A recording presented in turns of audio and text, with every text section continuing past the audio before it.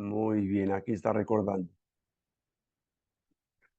Vamos entonces con el tema 7, que comprende 2 siglos y medio, ¿no? Del siglo XVII prácticamente hasta el siglo XIX, aunque más nos vamos a hacer referencia al siglo XVII y XVIII. Como nos pasa en todos los temas, por supuesto es mucho más lo que dejamos que lo que vemos, pero bueno, la cosa es tener algunas ideas de los principales acontecimientos eh, que han ido sucediendo y ahora en estos últimos temas también, sobre todo en este tema de algunas de las ideologías que han afectado directamente a todo el mundo moderno, la forma de entender el mundo, de entender la vida y por supuesto han afectado también a la Iglesia porque nosotros seguimos siendo parte del mundo y lo que en el mundo sucede a nosotros no solo nos afecta, sino que somos parte de eso, ¿no? Y muchas veces lo sufrimos sin ser conscientes. El título es La Iglesia de la Ilustración, aunque comprende muchos más temas, ¿no?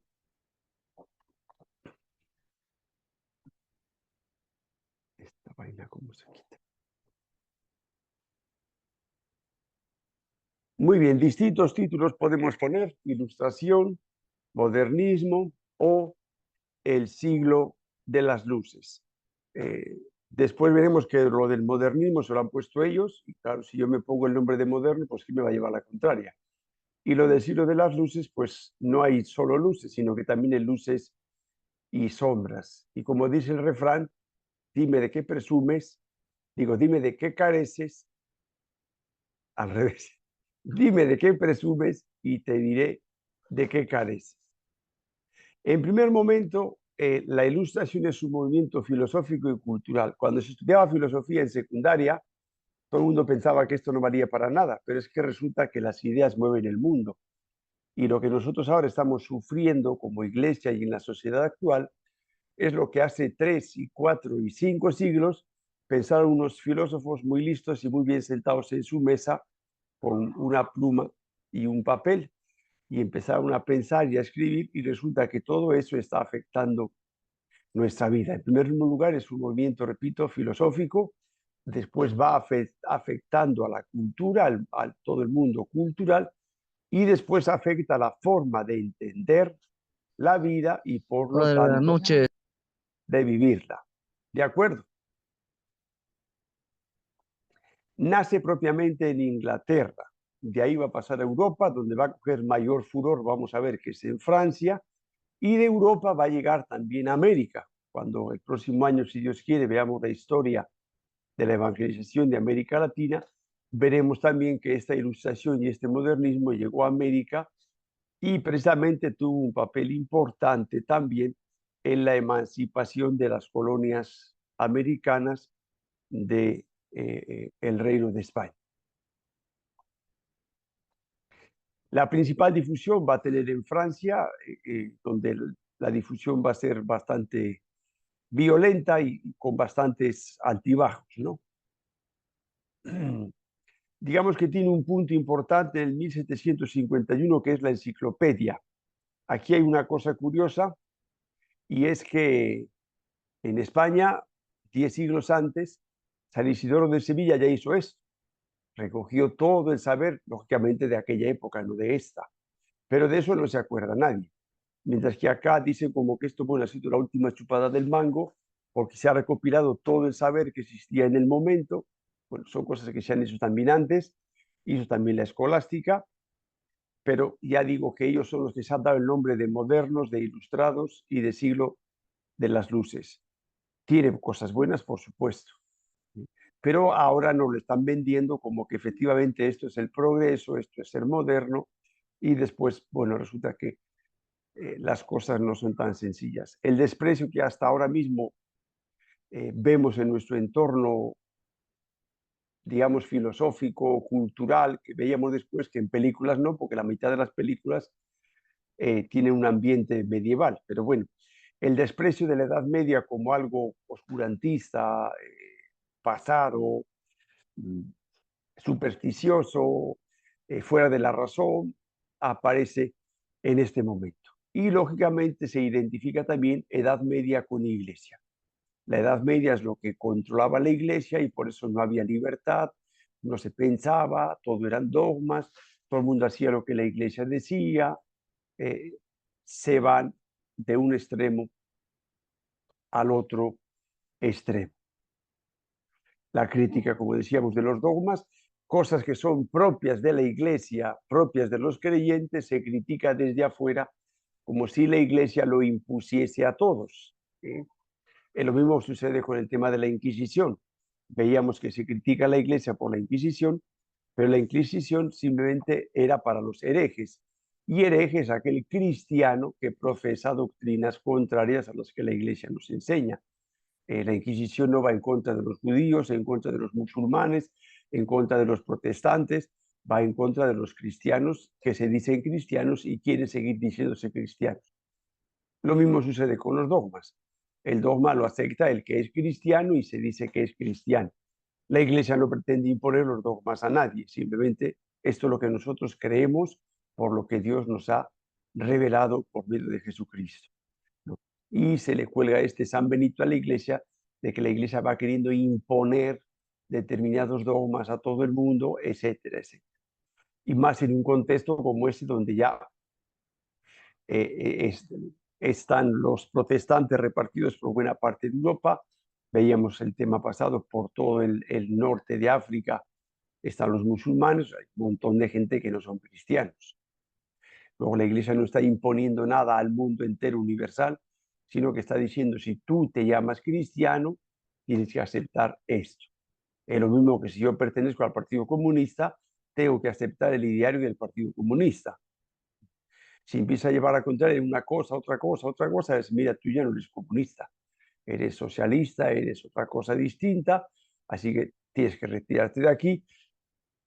Bueno, entonces, si yo quiero ser comunista, entro al partido, pero tengo que aceptar el ideario del partido.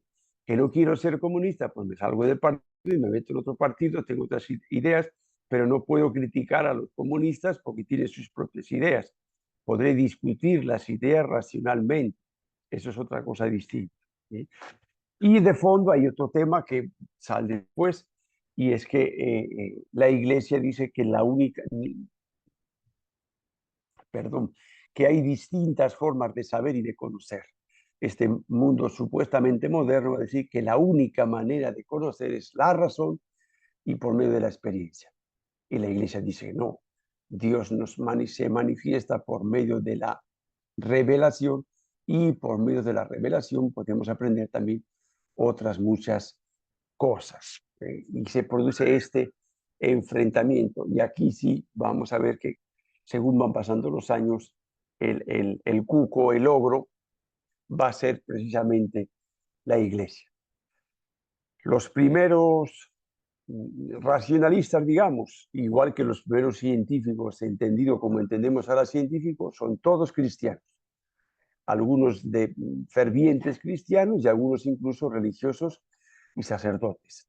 Lo que se dice que la ciencia avanzó en contra de la Iglesia es mentira.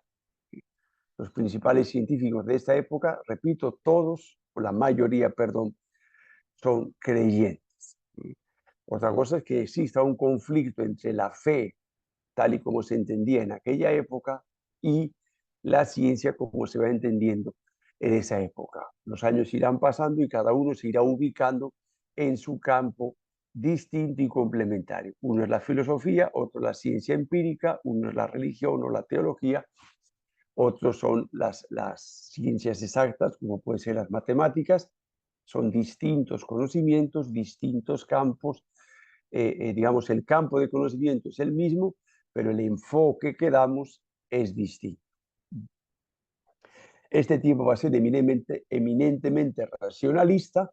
Va a empezar con René Descartes, que es este tío serio de aquí, con esa nariz tan grande, y con Augusto Comte, el tema del positivismo. Solo creo, solo acepto lo que puedo contar, pesar, medir.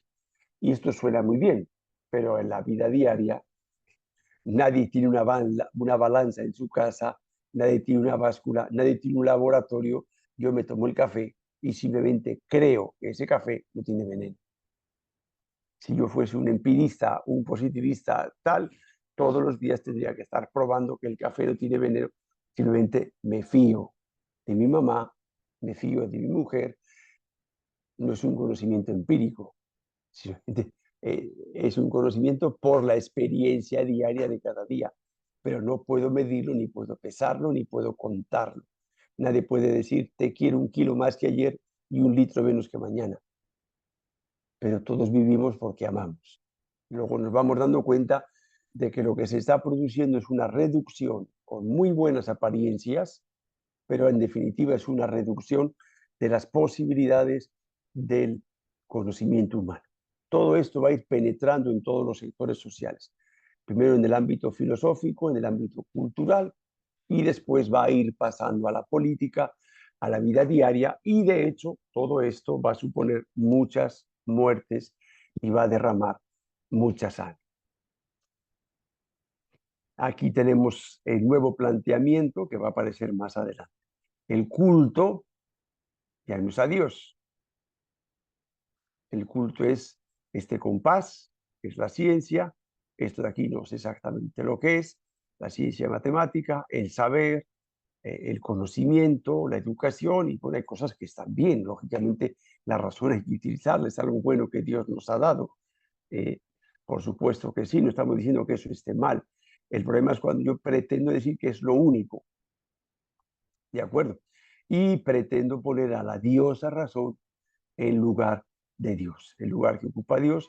Estamos confundiendo, como decíamos antes, los distintos ámbitos del conocimiento completo del ser humano. Las raíces, ya veíamos, las remotas, aunque parezca mentira, es el protestantismo. Por un lado, el protestante identifica la bendición de Dios con la prosperidad material. Y todo esto va haciendo que tenga cada vez más importancia la cuestión materialista. Y el humanismo naturalista, no un humanismo cristiano, sino el humanismo que se basa solo en la ciencia, digamos. De tal manera que vamos dejando a Dios de medio lado. Y lo que va sucediendo, que ya apareció en el Renacimiento, es que se pasa de un teocentrismo a un antropocentrismo. Dios es el centro y ahora el centro es el ser humano. Las raíces inmediatas veíamos el racionalismo y el empirismo. René Descartes, que era un filósofo y matemático, y de ahí vienen las coordenadas cartesianas que estudian en la secundaria, plantea la duda metódica. Dice, nuestros sentidos nos engañan, no podemos conocer nada por medio de nuestros sentidos porque todo es engañoso. Dudo de todo. Ahora, dudo de todo, pero ahora hago una excepción. ¿Y quién hace la excepción? Pues yo, porque soy el más listo. No sé si el más guapo, pero el más listo. Entonces, dudo de todo menos de mi razón. Entonces, viene la famosa frase de pienso, luego existo. ¿No? Entonces, lógicamente es una contradicción. Yo primero digo, dudo de todo menos de esto. ¿En qué quedamos? ¿Dudar de todo o no dudar de todo? Y ahí aparece la contradicción en la que él mismo entra. ¿No? No vamos a entrar ahora en discusiones filosóficas, primero porque no estoy preparado yo tampoco para eso, ni es el tema, pero tampoco nos podemos chupar el dedo, ¿sí? Porque estos razonamientos de hace 3 y 4 siglos a veces nos lo siguen diciendo ahora o se lo siguen diciendo a nuestros muchachos en la universidad, como que lo único que existe prácticamente es lo racional, y no es verdad. Somos animales racionales, pero somos animales, tenemos sentimientos. Ya desde hace un buen tiempo se habla de la inteligencia emocional, que sí, que no solo es la razón por la razón. Y hay mucha gente que ha hecho barbaridades y le has preguntado, pero ¿por qué lo has hecho? Y dicen, no lo sé, no lo sé. ¿Sí? Blas Pascal, que es contemporáneo, un poquito anterior, de René Descartes, también es filósofo, matemático, físico, es una eminencia, pero él escribe. hay razones del corazón que la cabeza no entiende. ¿Por qué estás enamorado de esa chica? Mira con lo fea que es. Bueno, pero a mí me gusta. Entonces, nadie hace un estudio racional para enamorarse. Simplemente hay otro mundo afectivo eh, que, que a veces incluso anula el mundo racional. Precisamente lo que la Iglesia nos enseña desde la Edad Media, sobre todo con Santo Tomás de Aquino, es que la inteligencia tiene que ordenar todo ese otro mundo afectivo, pero no lo niega, ni dice que solo existe la cabeza, no existe el resto. No, no. Tenemos todo el mundo afectivo, de emociones, de sensaciones, que no lo podemos anular. Bueno, en esta época se cerraron de tal manera que con el nombre de que somos los racionales, los fríos, los calculadores, se negó todo tipo de evidencias que no se pueden pesar, no se pueden contar, pero repito, mueven nuestra vida. Luego, esta, digamos, es las raíces inmediatas. El racionalismo, todo tiene que pasar por la razón, todo tiene que ser contado, pesado y medido. Si no, no existe. La razón puede entenderlo todo. Es una soberanía absoluta la que se le da a la razón. Por supuesto que la razón es poderosa y tiene que guiar nuestra vida. El cerebro, decimos, es el que tiene que guiar todo el cuerpo, pero el cerebro no puede ir en contra del corazón, sino que lo que nosotros enseñamos, lo que la Iglesia ha enseñado, lo que Dios nos ha enseñado en el relato del Génesis, es toda la riqueza del ser humano. Volvemos a decir lo mismo, ¿no? Solo podemos conocer por experiencia y observación. Los clásicos decían que nosotros conocíamos a través de los sentidos. Todo esto que supone, se desprecia la revelación porque no viene, según ellos, por la razón. Eh, Razonamientos filosóficos y teológicos anteriores, una fe que cree, una inteligencia que cree, una inteligencia que ayuda a creer y una fe que ayuda a entender. Entonces, no solo fuente del conocimiento es mi inteligencia y la observación práctica y medida y pesada, sino que yo tengo otras fuentes de observación que es lo que me cuentan otros y son fiables para mí. Cuando un niño va a clase y el profesor de ciencia y tecnología le explica cómo son las cosas, el niño no las está comprobando. Directamente cree lo que el profesor le está diciendo. ¿Por qué? Por lo que el profesor dice racional, la razón está ahí, pero no está exclusivamente la razón. Hay una confianza que es parecido a la fe. Si yo me fío de mi profesor, si yo me fío del periodista que me está dando una noticia en televisión, ¿por qué no me voy a fiar de Dios? Luego vemos que hay otras formas de conocer más allá que la mera razón y el mero empirismo que todo lo mide, que todo lo pesa. Ya digo, si fuese así, nuestra vida sería horrible. Antes de comer tendríamos que analizar químicamente todo para saber si no tiene veneno, si no tiene lo que le pasa a un pobre celíaco, que tiene que estar continuamente asegurándose de que lo que va a comer no tiene gluten, o el diabético, etcétera, etcétera. Hay otras formas de conocer. Ellos expresan la revelación, la tradición y por lo tanto la iglesia es el cuco, es el ogro, es el monstruo, es el oscurantismo, es el que quita la libertad, el que niega la razón. Y claro, después de esto caerá el siglo siguiente Marx diciendo que la iglesia, la religión es el opio del pueblo, porque no solo no le deja pensar, no le deja ser libre, sino que encima lo que hace es atontarle para que pueda ser explotado por los capitalistas que van a ser ahora, porque dan precisamente la espalda a lo que Dios nos ha enseñado. Luego ahí empiezan a contradecirse los unos con los otros. Se desprecia, como digo, la intuición, la inspiración artística. El rebote de esto aparecerá después del movimiento eminentemente cultural, el romanticismo, que dice, no, no, no solo somos la fría razón, hay todo un mundo afectivo que está detrás de todo esto. y aparece todo el mundo romántico con la música romántica, la literatura romántica, el arte, la pintura romántica, como rebote a todo este siglo frío y gélido que exalta exclusivamente, no por encima de los demás, sino exclusivamente la razón. Y todo lo demás, directamente tachado como irracional, es absurdo, es ilógico, no merece la pena ser escuchado. En definitiva, es un reduccionismo. Aquí tenemos uno de los gráficos típicos, la señora que sale en las imágenes, los cuadros de la Ilustración de la Revolución Francesa, y aquí está pisando un crucifijo. Después, la historia demuestra que las cosas no eran tan románticas como ellos aparecían, no era todo tan frío y tan calculado, sino que se hicieron auténticas barbaridades. El culto es a la filosofía, acá está en francés, a la filosofía. Y aquí es en el año de la Segunda República Francesa, una e indivisible, la fiesta de la razón ha sido celebrada.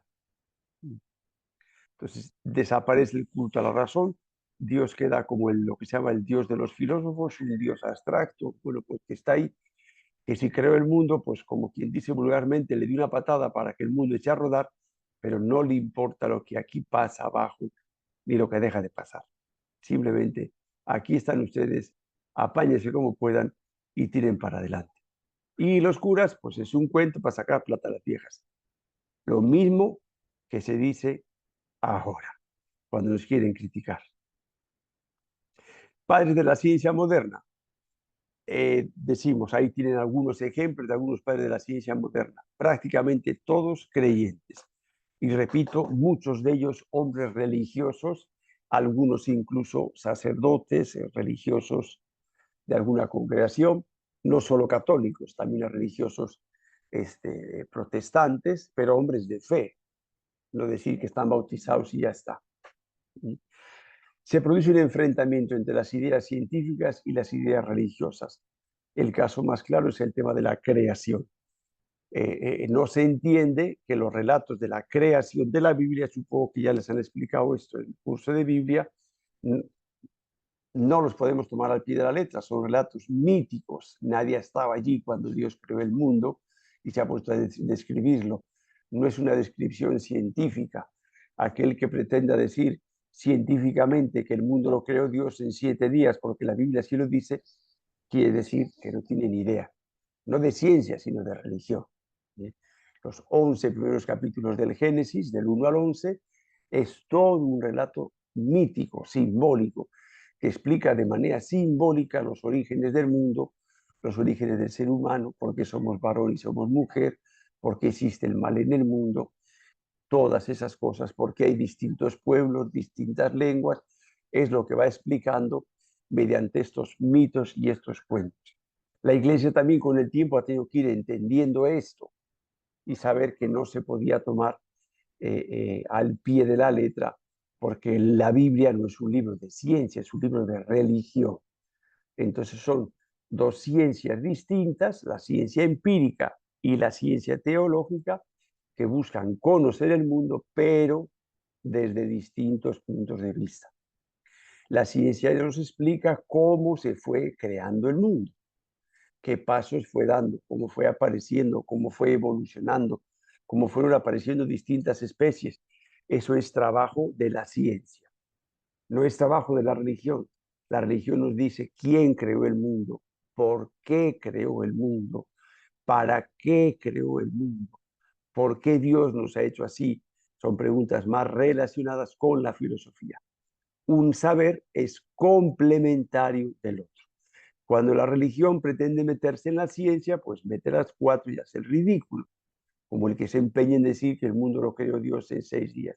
No tiene ni pies ni cabeza. O como el que dice, no, es que Adán y Eva existieron y de Adán y Eva hemos nacido todos. Para Adán y Eva son dos personajes mitológicos, simbólicos, que quieren decir varón y varona.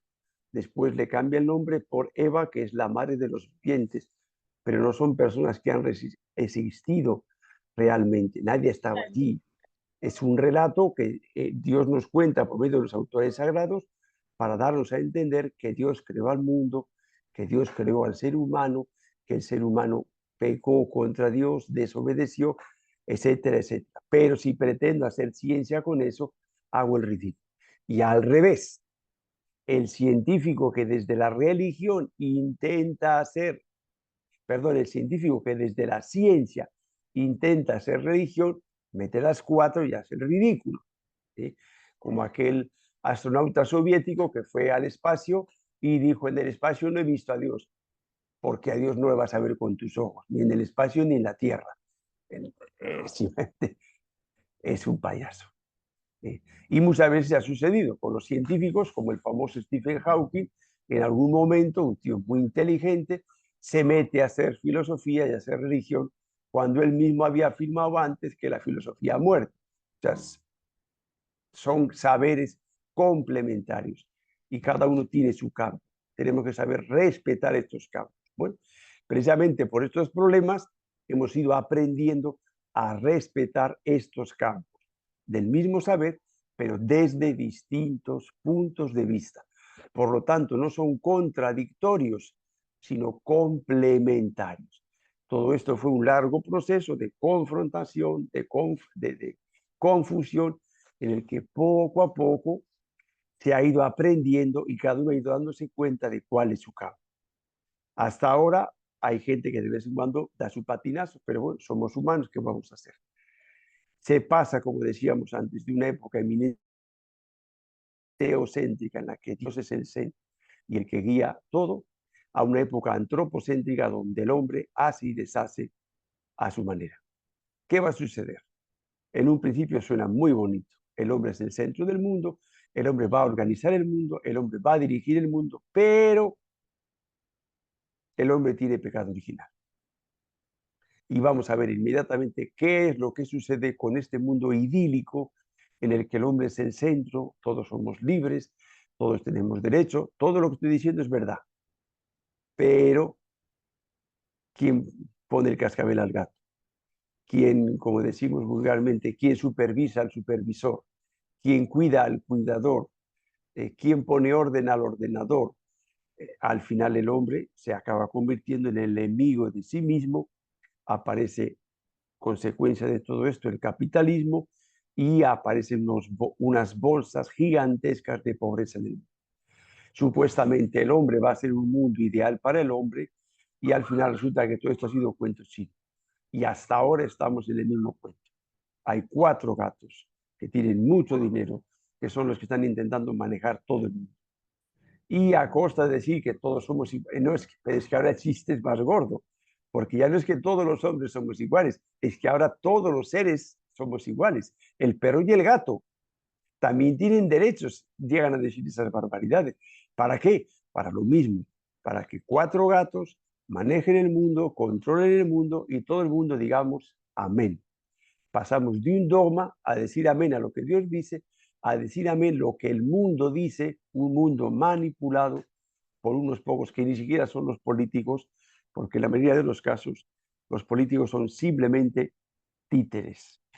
Entonces, se niega todo dogmatismo, se niega toda revelación, aparentemente todo tiene que ser racional y van a entrar en juego las ideologías, que no tienen nada de racionales, pero pretenden imponer bajo apariencia de razón determinados criterios, intereses.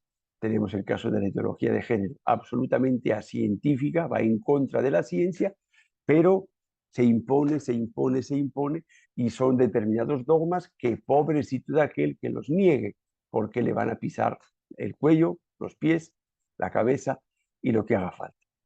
Todo el tema religioso va a ser automáticamente barrido, simplemente porque no es de nuestro partido. El lema será: aplasten a la infame, porque la infame es el freno del progreso. Aquí tenemos una caricatura propia de la época, la separación de la iglesia y el Estado. El cura con su gorro, bien gordo, por supuesto, y la otra igual de gorda que el cura. Pero bueno, vamos a dejarlo. La iglesia frente a la ilustración. Lógicamente, este movimiento de sacar adelante la razón, de poner la razón en primer lugar, hemos visto que es muy agresivo con la iglesia. Y lógicamente la primera cosa que todos hacemos es defendernos. Y esto es lo que en cierto modo pasó a una parte de la iglesia. Lo que intenta simplemente es decir, esto no es lo que Dios quiere, esto está mal, los excomulgamos, y es lo que en un primer momento pasó. Es una réplica simple y que simplemente condena, esto no es lo que Dios quiere. Hizo falta, y es lo que va a ir sucediendo después, un tiempo en el que se van razonando las cosas, se va dialogando con esta gente, se va discerniendo, que es la palabra que está de moda ahora.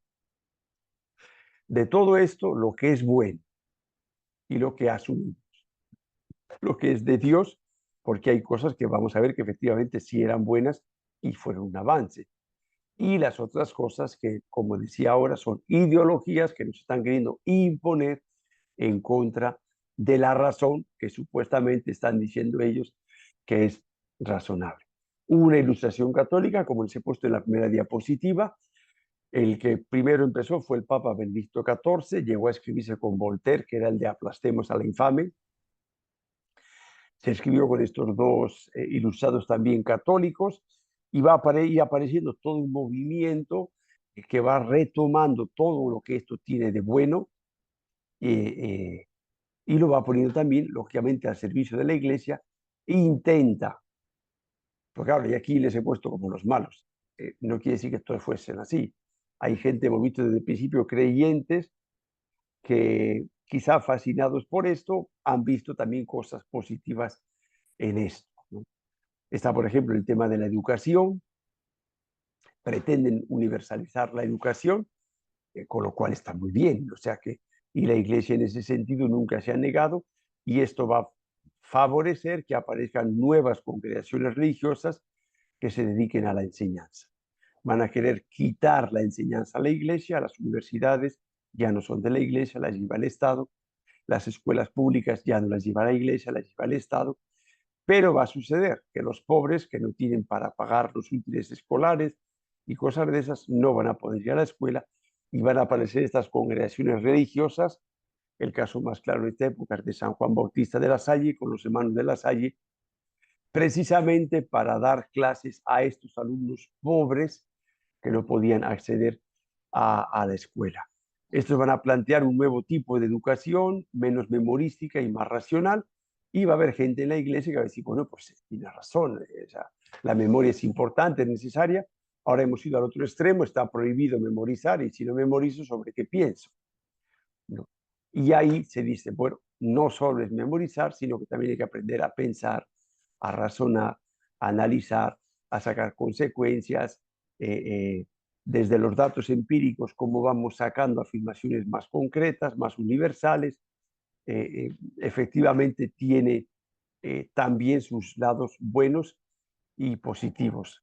El tema de los derechos humanos, que va a aparecer en la Revolución Francesa, etcétera, etcétera. Va apareciendo un deseo de cultivar la ciencia entre hombres de iglesia, incluso dentro del mismo Vaticano, van a tener su propio observatorio astronómico. Hay un deseo de decir, bueno, ¿cómo unimos la fe, la razón, la ciencia y la religión? Porque lo que nosotros encontramos a nuestro alrededor nos están partiendo en dos, porque están divorciando dos partes del mismo ser humano. A consecuencia de todo esto, el culmen va a ser en el Concilio Vaticano II, pero vemos que ya es fines casi del siglo XIX. Y uno de los temas que se va a tratar es precisamente la relación entre la fe y la razón. ¿Cuáles son las posibilidades que tiene cada uno? Y, muy importante, cuáles son los límites que tiene cada uno. Todas estas cosas que están diciendo de la importancia de la razón, de pensar las cosas, que las cosas estén bien pensadas, estén bien fundamentadas, todo eso está muy bien, pero no quiere decir, como veíamos antes, que sea la única forma de saber y de conocer, y mucho menos que estén enfrentadas la una con la otra. Que a veces no sepamos cómo encajarlas, no es que no se puedan encajar, es que nosotros no sabemos. Es un trabajo todavía que tenemos pendiente de seguir aprendiendo, seguir entendiendo a Dios y seguir ampliando los conocimientos científicos. La Revolución Francesa en 1789 es la consecuencia práctica, política, militar de la Ilustración. El deseo de llevar a cabo todo esto, pero claro, una cosa que parece muy racional y muy fría y resulta que va a ser tremendamente sanguinaria. Va a hablar de dignidad, de derechos, de igualdad, y lo primero que se hace es el asalto a la prisión de la Bastilla. Francia era el país más autoritario de todo el continente europeo y la gente salta aburrida de todo esto, pero se pasa de un extremo a otro. Todo lo que son nobles directamente, no importa si es buena gente o mala gente.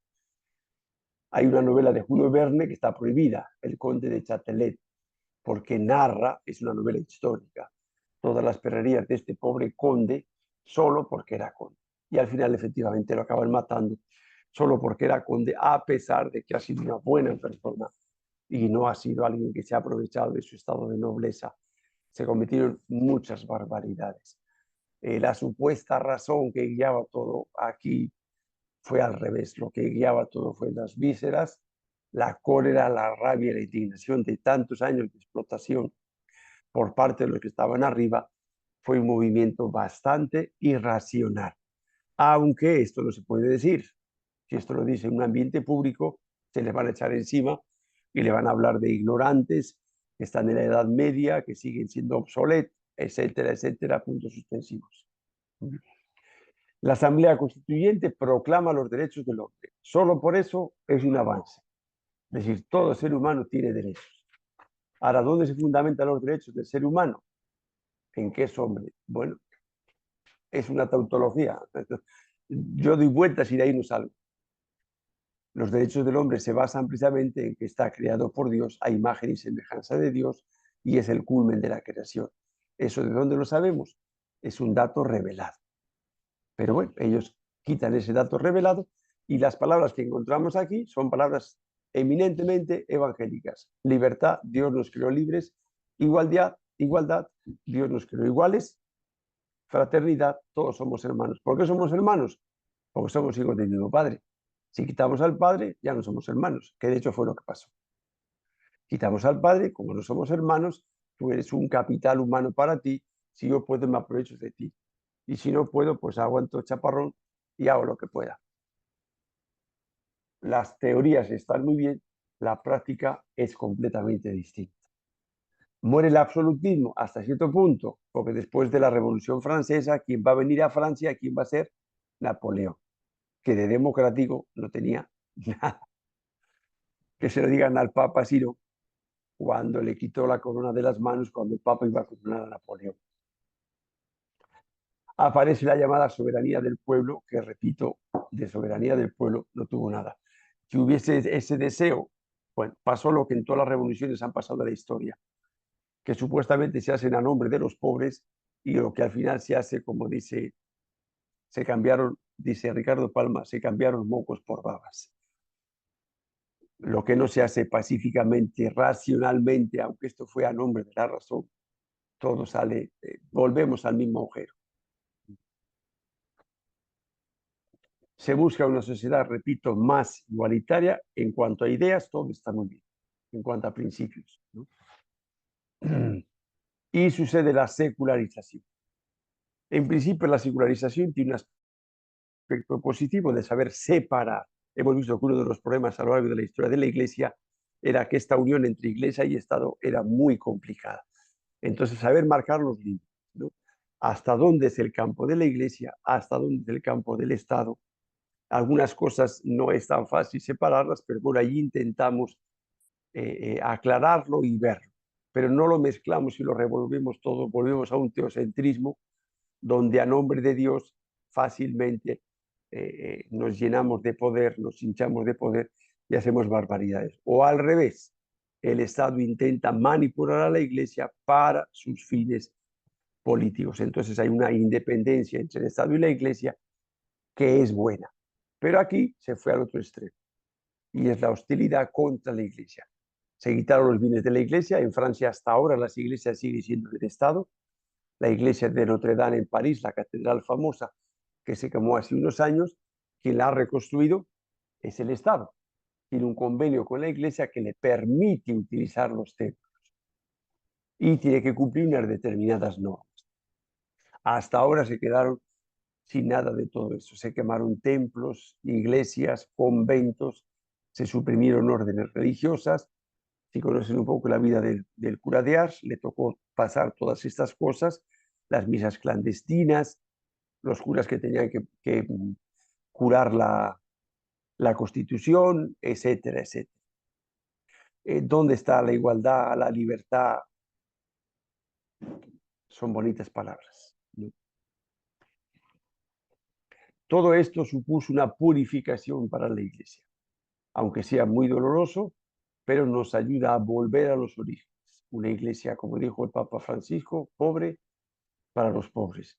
Una Iglesia que no busca el poder bajo apariencia de bien, porque el poder me permite evangelizar. Mentira. El poder es del diablo, con lo cual no nos permite nada bueno. Bajo apariencia de bien puede parecer, pero nada más.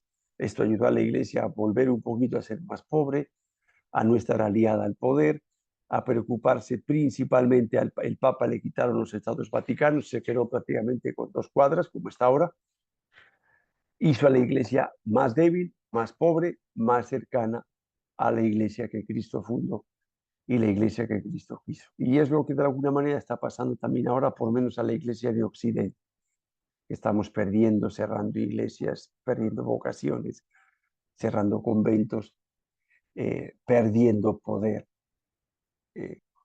Nos lleva a ser la Iglesia que Cristo fundó, basada no en el poder, no en la fuerza, sino en Jesucristo, en el Espíritu Santo, en el Evangelio, etcétera, etcétera. Aunque muchos se sonrían de nosotros, como se sonrieron de San Francisco, que acabamos de celebrar la fiesta, pero consiguió reformar la Iglesia, no con el poder. Todo esto va a llevar después a una revolución social, como veíamos ahora, la cantidad de muertos, de asesinatos, de dificultades que todo esto lleva. A esto se añade el siglo XVIII, la revolución industrial. Esto, por ejemplo, a nosotros nos afecta directamente en América Latina, que además es una cosa que no se estudia en las clases. De el colonialismo español se pasó al colonialismo económico inglés. Inglés se convierte en la gran superpotencia gracias a la industria. Entonces, presta dinero a los países americanos para las guerras de independencia y para pagárselo le tienen que dar mano de obra, materia prima.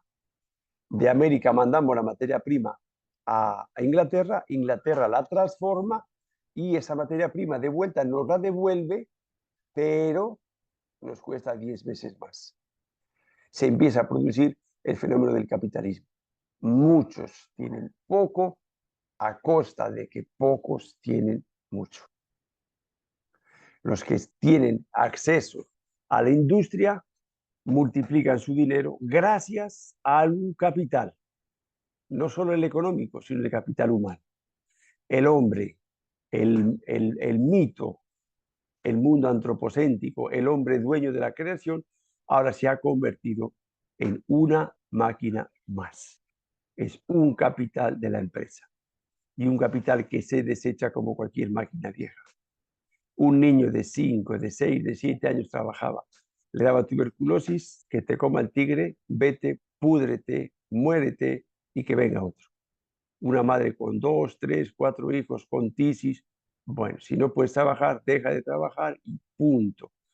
Entonces se enriquecían a costa, no solo por la revolución industrial, sino a costa de la explotación de estos miles de personas que viven en condiciones infrahumanas, amontonados en chabolas, sin servicios básicos de agua, de limpieza, de una alimentación mínimamente digna, lo que después se ha ido entendiendo, que para que una persona sea un buen obrero tiene que estar bien preparado, tiene que estar bien comido y bien dormido. Acá no importaba, sobraba gente. Se caía uno, fuera, entraba otro hasta que se caiga. Y se van a producir unas grandes desigualdades y unas grandes injusticias. Por eso digo que hay cosas que suenan muy bonitas en el libro, en el texto, en las proclamas sociales, en determinados momentos de euforia, pero las consecuencias, lo que dijo Jesús, un árbol bueno da frutos buenos, un árbol malo da frutos malos. Por sus frutos los conocerán. Y esto va a llevar a una gran apostasía de las masas. Esta gente que tiene que sobrevivir, tiene que trabajar los 7 días a la semana, 14 horas al día, por supuesto va a dejar de pisar las iglesias porque no tiene tiempo, porque piensan que Dios les ha abandonado, porque si Dios fuese bueno, ¿por qué permite que nosotros estemos aquí pasando todas estas perrerías y penalidades? Antes han sido las élites culturales los que han ido criticando a la iglesia y han ido abandonándola. Ahora van a ser las grandes masas obreras. A la iglesia le van a quedar muy poca gente, básicamente el campo rural, los campesinos, esa gente. Pero lo que son las grandes ciudades, que cada vez son más numerosas y el campo cada vez se vacía más, eh, se produce ya en esta época, ¿no? Con lo cual va disminuyendo la cantidad de cristianos auténticos. La actitud de la iglesia frente a todo esto, pues es doble. Por un lado, lo fácil es decir, bueno, tranquilo, después van a ir al cielo, aquí estás pasando perrería y media, pero después vas a ir al cielo. Pues es verdad lo que estás diciendo, pero no es la palabra de Dios completa. Dios no quiere que pases aquí perrería y media. Si no te queda otro remedio, ofrécelo a Dios, mira a ver cómo lo afrontas cuando es una enfermedad. Pero no puedo decir que esto es lo que Dios quiere, porque Dios no quiere esto. El reino de Dios en la tierra no es que 4 se enriquezcan a costa de 4 millones de gente pasando penalidades y perrerías. Y es lo que va a aparecer otros movimientos en la iglesia donde aparecen, por un lado, las obras de asistencia. ¿Cómo hacemos para que toda esta gente pueda vivir un poco más dignamente y puedan morir dignamente? Algo parecido a lo que va a ser en el siglo XX Madre Teresa de Calcuta. Muchos la van a criticar, ella va a decir, bueno, la iglesia es muy amplia, lo que yo siento que Dios me pide es que esta gente viva dignamente y muera dignamente. No, pero la revolución social, el reclamo de la libertad, está bien, ustedes háganlo, y yo me siento llamada a esto. Volvemos a la idea de San Pablo. La iglesia es un cuerpo y en el cuerpo hay distintos miembros, cada uno está llamado a algo. Entonces, algunos se sienten llamados a esto, a paliar las consecuencias de esta gente. Otros se sienten llamados a criticar una sociedad que es absolutamente injusta. Y esto es lo que va a ir haciendo la iglesia a partir del Papa León XIII con la encíclica Rerum Novarum, donde se van a ir sentando las bases de la doctrina social de la iglesia. Principios básicos, la persona humana, no la economía. ¿Qué entendemos por progreso? Progreso absolutamente económico y material, ese es el único progreso. O progreso incluye todas estas gentes, las penalidades que están pasando, unas condiciones de vida sanas, higiénicas, etcétera, etcétera. ¿Cuál es el sentido de la propiedad privada? Es necesario la propiedad privada, pero la propiedad privada no puede estar por encima de las personas. La economía está al servicio del hombre, no el hombre al servicio de la economía. Los pueblos, la política están al servicio del ser humano, no el ser humano está al servicio de la política, de la economía, de la empresa. Van apareciendo esos principios básicos de la doctrina social de la Iglesia que supongo que les irán explicando en el curso de doctrina social de la Iglesia. Y a partir de aquí va apareciendo todo este movimiento de la doctrina social de la Iglesia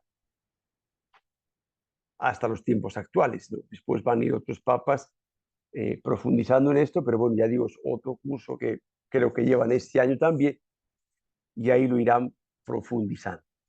Según nos vamos acercando, los cambios sociales son mucho más rápidos. Entonces resulta que en menos tiempo parece que ha pasado más cosas. Hay otros temas también para ver, pero bueno, el tiempo da lo que da de sí. He intentado, como otras veces, dar más o menos un poquito un vistazo, más que de acontecimientos y de fechas, de cómo van funcionando los giros de la historia y de manera un poquito apologética desmontar todo este idealismo del mundo ilustrado, del mundo capitalista, del mundo liberal, del liberalismo, el mismo liberalismo.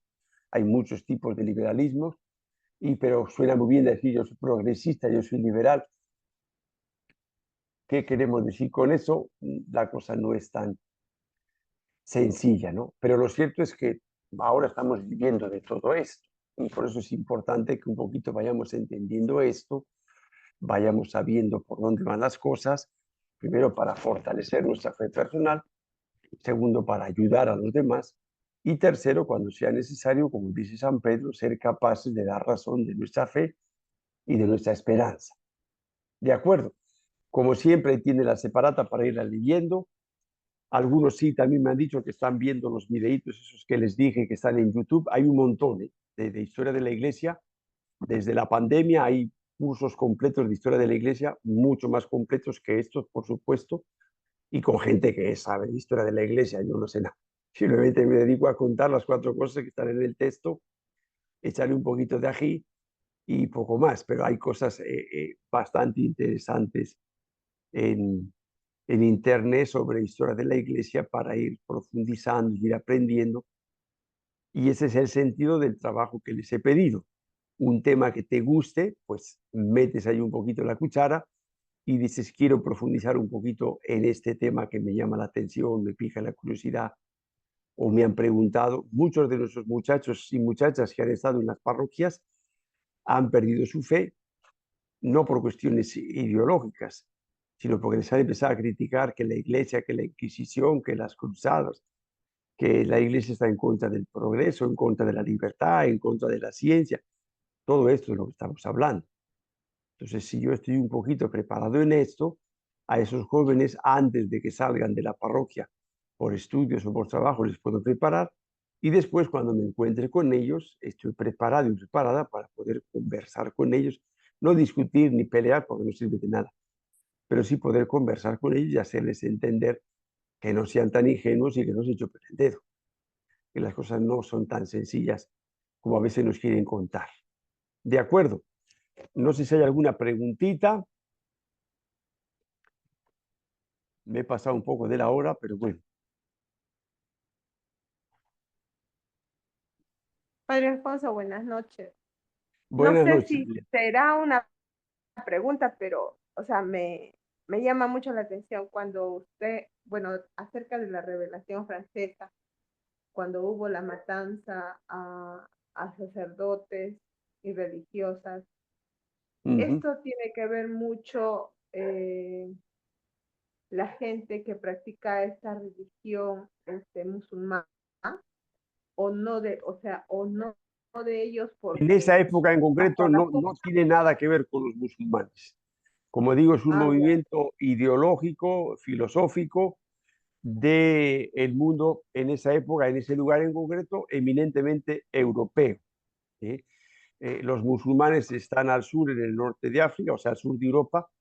En el norte de África no tiene nada que ver en ese momento con los musulmanes. Todos los que están ahí son europeos, antiguos países católicos, y como vemos está un poquito revuelto. Veíamos que en los antecedentes está el protestantismo en cuanto que critica a la iglesia y va metiendo, digamos, esa cizaña contra todo lo que es iglesia católica, porque es la manera de debilitar a la iglesia católica.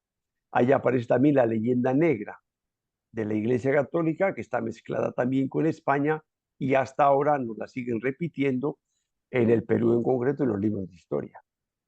Está mezclada una cosa con la otra, pero eso todo viene de ahí, de Europa, ¿de acuerdo? Entonces, cada uno va metiendo la cuchara según le convenga y desemboca en un odio a la religión, un odio en concreto a la Iglesia Católica principalmente, aunque también algunas otras denominaciones, pero la crítica principal es a la Iglesia Católica. En lo de los musulmanes es otro problema que hemos visto en temas anteriores, que ya es un tema de invasiones de países completos, ¿no?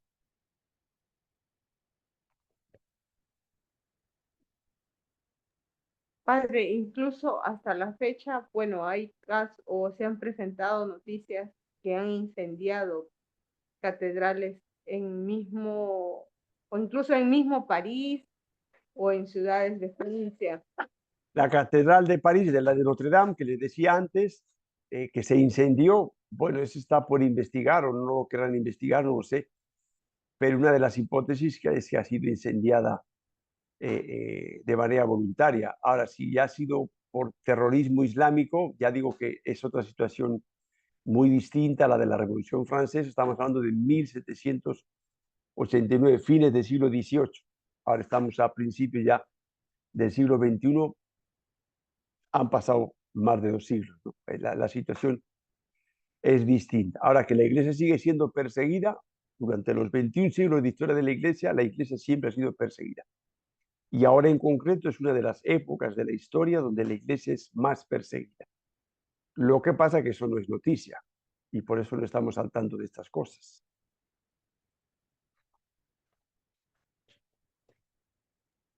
Gracias, Padre.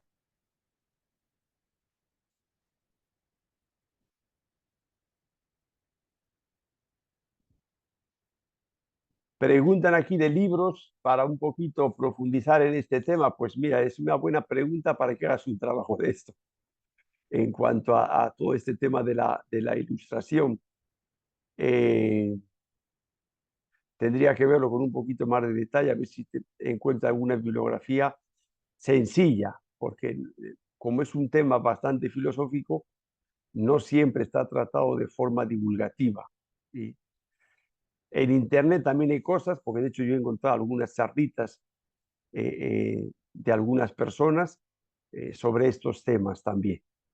Eh, pero bueno, si encuentro algo, se lo comparto en la plataforma.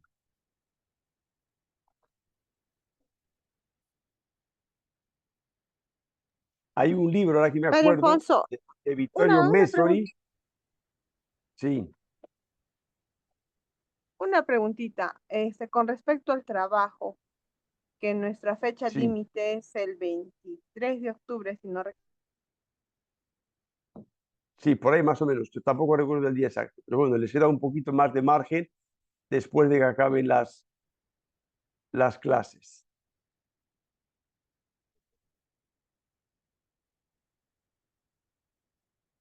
Francisco de Asís, ¿no?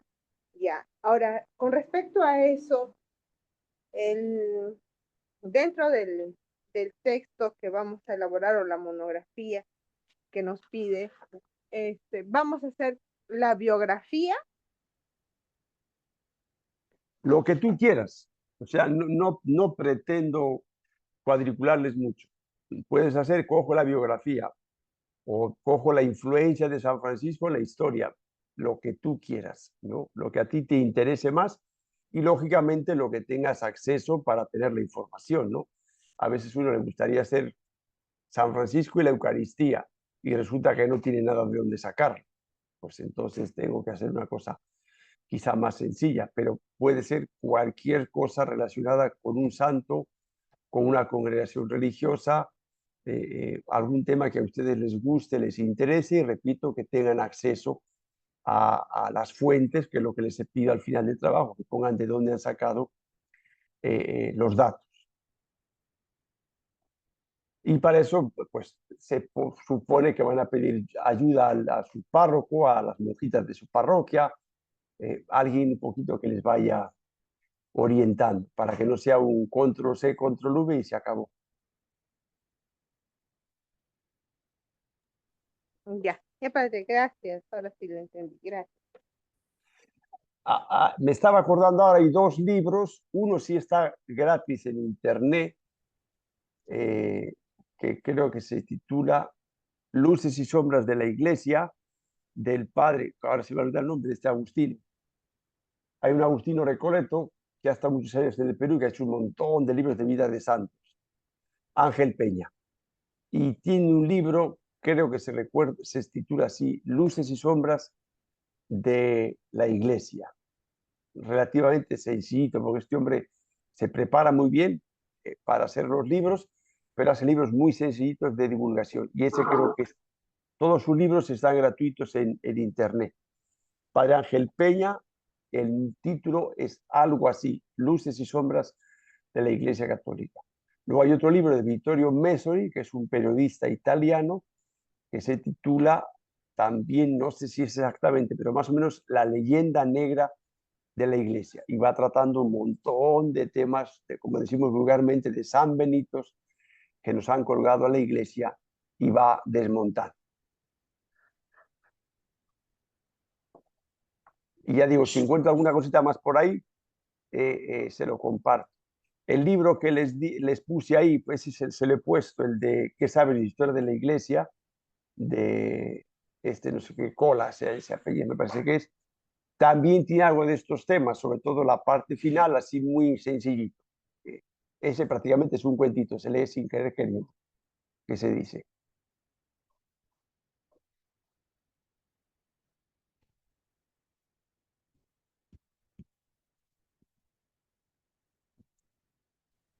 Padre Alfonso, buenas noches.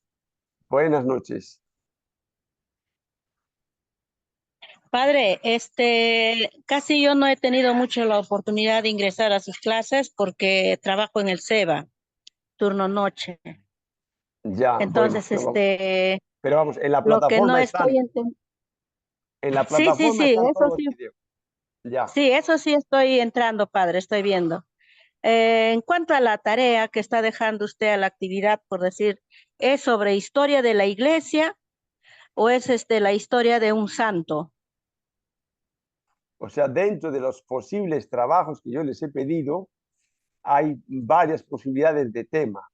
Uno de ellos, por eso les digo a elegir, no es que hay que hacer todo, sino a elegir.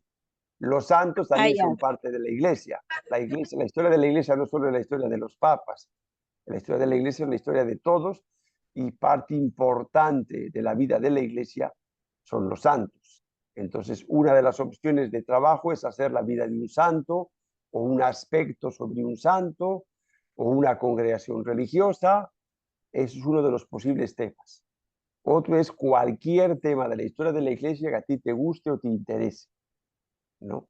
Me interesa saber cómo la iglesia ha ido avanzando en la relación ciencia y fe. Listo, pues si te gusta y tienes materiales, lo haces. Y el otro es uno de los temas de los 8 temas que hemos visto, ¿no? Uno dice, pues Ah, yo profundizar sobre la iglesia en la Edad Media, porque me ha gustado el tema, y voy a hacer un trabajito sobre la iglesia en la Edad Media. Otro dice, yo quiero saber sobre las cruzadas. Otro dice, no, yo sobre la Inquisición, porque me preguntan y me dicen, y quiero, o sea, algo que a ustedes les guste y les sirva de algo. Por eso en la introducción del trabajo les pongo, ¿por qué has elegido este tema? Y al final les digo, una conclusión, ¿qué has aprendido de este tema? Y luego ya hay ya, ya. gente que es el contenido básico del tema. Por eso el trabajo, le digo, tiene 4 partes. La introducción, donde pongo por qué he elegido el tema, el desarrollo del tema, las conclusiones que he aprendido de ese tema, y lo último, ya simplemente por honradez intelectual, decir, pues lo he sacado de tal página de internet, de tal revista, de tal libro, y ya está, sin más notación científica ni más complicaciones, pero siempre conviene ser honestos y decir de dónde lo hemos ido sacando. ¿De acuerdo? Eso es lo que se les pide en el trabajo. Les vuelvo a repetir, si lo presentan con tiempo, yo lo reviso, porque de hecho con uno ya lo he hecho. Lo he devuelto, digo, mira, te falta esto, completa lo otro y te subo la nota. Pero claro, si el plazo límite es el 23 y me lo presentan el 22, pues milagros no me pidan porque no soy la Virgen de Fátima. Ya. Ya, padre.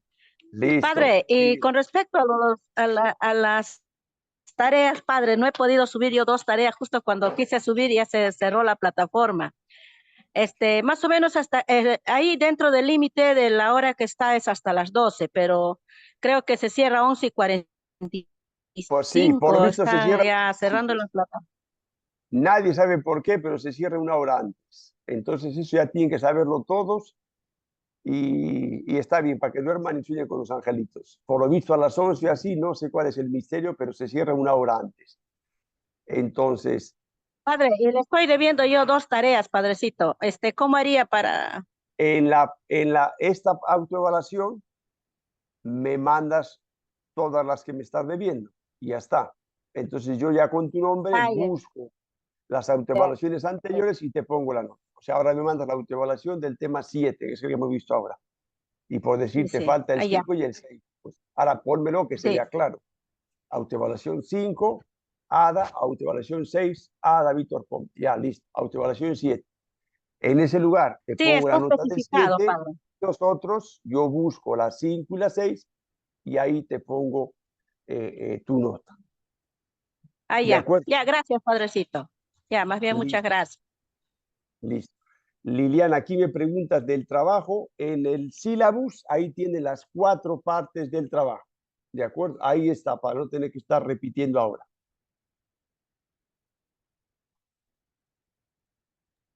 Padre, buenas noches.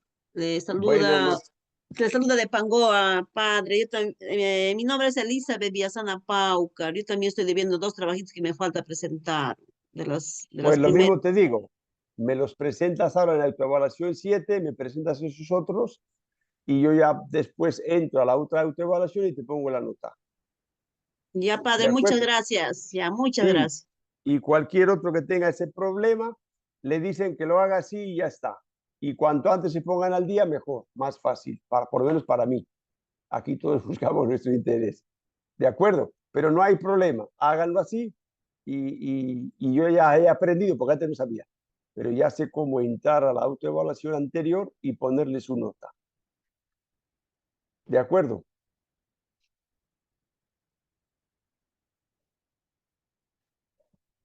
Listo, hoy nos hemos pasado un poco más, pero es así, una vez que empezamos con preguntas de trabajos y esto, la cosa se enreda.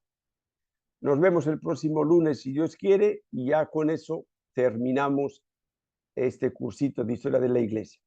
Así que nada, nos vemos. Chao.